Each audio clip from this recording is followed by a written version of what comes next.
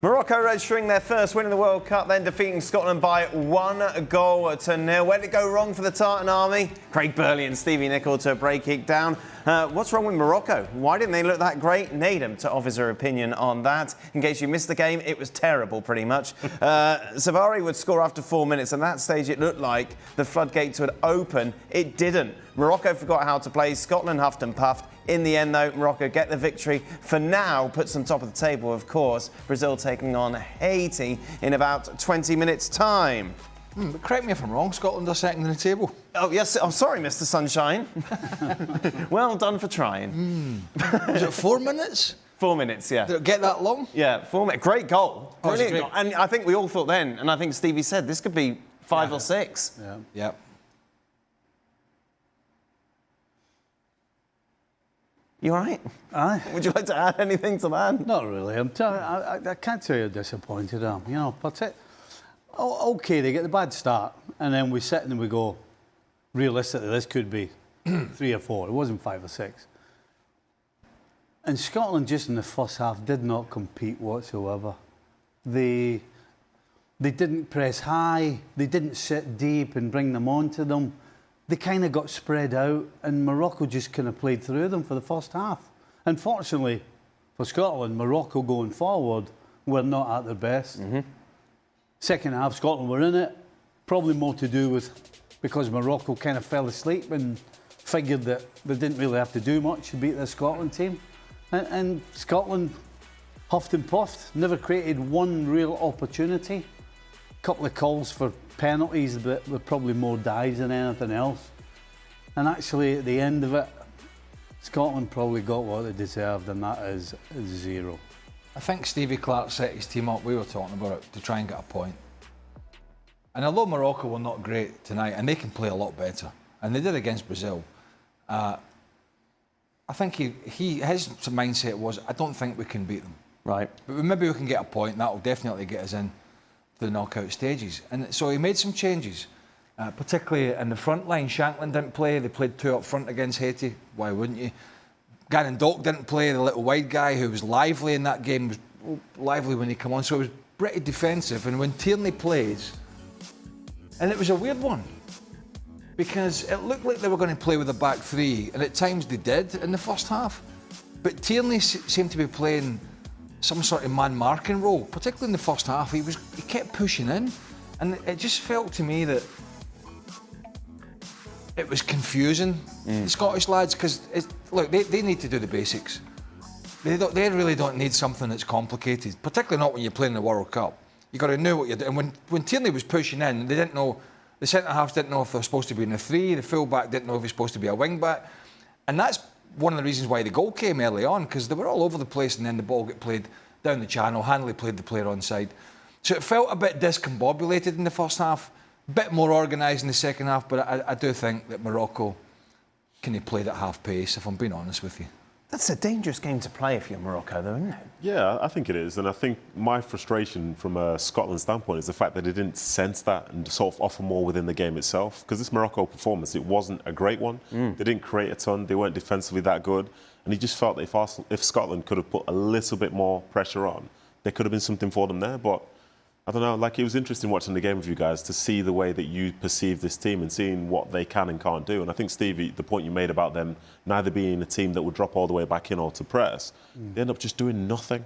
And there's nothing worse than that, doing nothing out on the field. And I think in some ways, it's good to respect your opponent, but I think Scotland offered way too much there. Against a side who some people say will do well in the tournament and so on, it doesn't matter. The challenge is right there in front of you, and it feels like a wasted opportunity. When you got the defenders that they've got, though, Scotland that is, it's difficult to press better teams. Yeah. Because you're just going to get played around, and you can't. It's not a back 4 or a back 5, whatever way you saw it. It's not a defence that you can leave exposed. It's just not. It's not like you can leave. You know, like you see a lot of teams in the Premier League and in Spain and whatnot. They'll leave defenders 2 on 2, maybe 3 on 2, and everybody else has got. Scotland can't do that because they just haven't got players good enough to handle the better players from better countries. So they did get caught between a rock and a hard place today. Look, 1-0 against one of the better teams in the competition is not a disaster. The criticism of Stevie Clarke, I'm sure he'll get some back home in Scotland, will be that they they didn't go for it enough. Bearing in mind they're playing Brazil in Miami in a week or so's time. Who's Kenny Farrell? Kenny Farrell's calling you, Stevie. Do you want to talk about the game, I imagine? Oh, he's probably calling to laugh at me, but... Stevie, you're a lot more depressed than I thought you'd be. I'm depressed because of the way we went about it. You know, at the end of the day, we have to be realistic, right? This is not a great Scotland team, right? Craig's talking about how defensively they're not great. Well, they're not very good at passing the ball out from the back either. And so, really, this Scotland team, in the qualifying, it's been all about emotion. They've scored goals when the crowd's got behind them, or McTominay's done something incredible, or McGinn, or somebody's just produced something that's got everybody at it. And without that emotion, Scotland's not a good football team. They don't pass the ball well. They don't keep the ball well. And so there was really no emotion in the game tonight. Right. It wasn't, you know, you're thinking with 20 minutes to go, just get the ball forward and let's fight for it. And that way maybe we'll get going. But there wasn't any of that either, really. So There was a little bit when Dykes came on, just as a big... A wee bit, but you need to, if you're going to get something, and again, you have to look at the next game. Brazil in Miami is going to be, I mean, the conditions are going to be tough enough without having to play against Brazil. So I just thought, in the second half in particular, as the game wore on, we would get more emotional and get the ball forward quicker and kind of do what they do best, and that is fight for everything. And when it becomes a fight, they kind of come alive, and they just didn't come alive. From Morocco's perspective, why didn't they just put the foot on the gas and just get this done? Don't know. And I think at the end, was it Ibrahim Diaz? Yeah. Through? And I think that summed it up. The casualness, the sloppiness, Yeah. when he should have laid it off to his teammate. It's nonchalant. It was a little blasé. It was very sloppy, actually, and actually it could have cost him had one of those long balls to Dykes in injury time fallen when the defender cleared it, when I think Dykes knocked it down or somebody knocked it down. I was surprised. I mean, I wasn't surprised how they started, and again they looked as if they were going to tear Scotland apart. But yeah, they just got. I think they got sucked into a game that was just horrible, and in the end just got over the line. They can be a lot better than they were. I don't.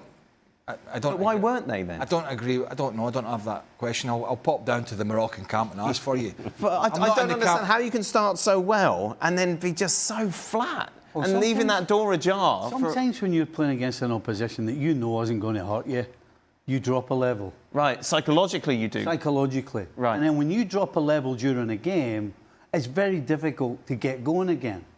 And then when the opposition start getting a little better, everything just becomes hard work.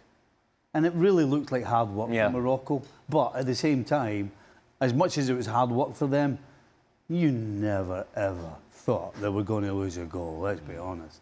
So you throw those things together, and that maybe explains how poor Morocco were in the second half. Morocco will get through this group.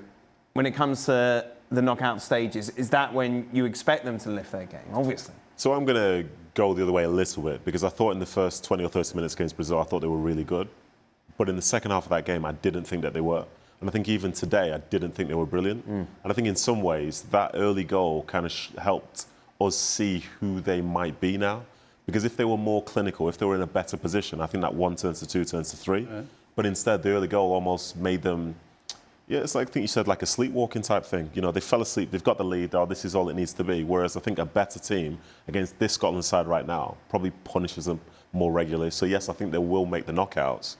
But if they come up against a really, really strong side, I can't see them making it to the semi-final again. I would say in the opening game, even though Scotland won, that in the second half, Haiti probably gave Scotland some more problems.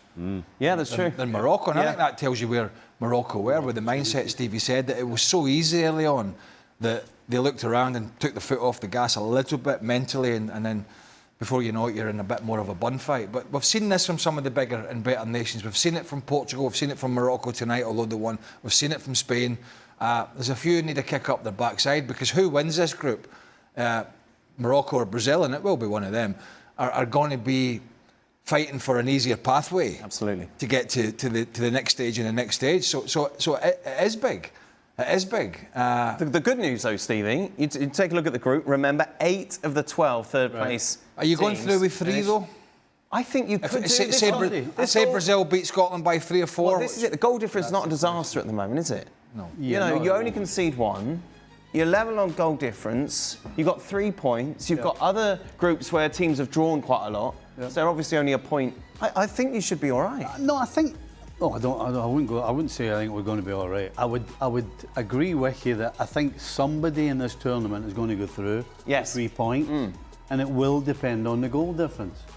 And the problem is, I don't see Scotland getting anything from the Brazil game.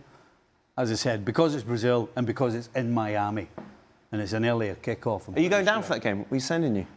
Sideline. You can send me if you want. Yeah. You want to see me crying live on air? Well, yes, obviously, of course we do. Crying my eyes out every time the ball hits the back of the net. Just in the heat. Listen, so Scotland could beat 2-0 against Brazil. Are they going to go through with 3 points minus 2? Yeah. That's the question. Okay, which is feasible, definitely. I just want you to go to Miami to be on the touchline to see how red you're going to get during the night. And he's not allowed to wear a hat, and no sun cream, nothing. No. Out there. I'll have a last night in minutes then.